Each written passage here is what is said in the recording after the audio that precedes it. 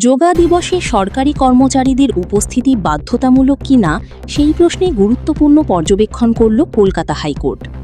রাজ্য সরকারের তরফে সম্প্রতি একটি নির্দেশিকা জারি করে স্থায়ী, অস্থায়ী এবং চুক্তিভিত্তিক কর্মীদের আন্তর্জাতিক যোগা দিবসের কর্মসূচিতে অংশ নেওয়ার কথা বলা হয়েছিল।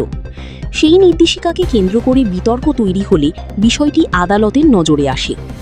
শুনানির সময় কলকাতা হাইকোর্টে রাজ্য সরকারের পক্ষ থেকে স্পষ্ট জানানো হয়, যোগা দিবসের অনুষ্ঠানে সরকারি কর্মচারীদের উপস্থিতি বাধ্যতামূলক নয়। কোনো কর্মী অনুষ্ঠানে অংশগ্রহণ না করলেও তার বিরুদ্ধে কোনো ধরনের শাস্তিমূলক বা কঠোর প্রশাসনিক ব্যবস্থা নেওয়া হবে না। বিচারপতি অমৃতা সিনহার ইজলাসে এই মামলার শুনানির সময় সরকারের এই অবস্থান সামনে আসে। ফলে যোগা দিবসে উপস্থিতি নিয়ে সরকারি কর্মীদের মধ্যে যে অনিশ্চয়তা তৈরি হয়েছিল তা অনেকটাই দূর হয়েছে বলে মনে করা হচ্ছে। এখন প্রশ্ন উঠছে, ভবিষ্যতে সরকারি অনুষ্ঠানে অংশগ্রহণ সংক্রান্ত নির্দেশিকা কিভাবে জারি করা হবে এবং কর্মীদের অংশগ্রহণের বিষয়টি কোন নীতিতে পরিচালিত হবে। যদিও এই মুহূর্তে আদালতে সরকারের বক্তব্য স্পষ্ট, যোগা দিবসে যোগ দেওয়া সম্পূর্ণ স্বেচ্ছাসেবী, বাধ্যতামূলক নয়।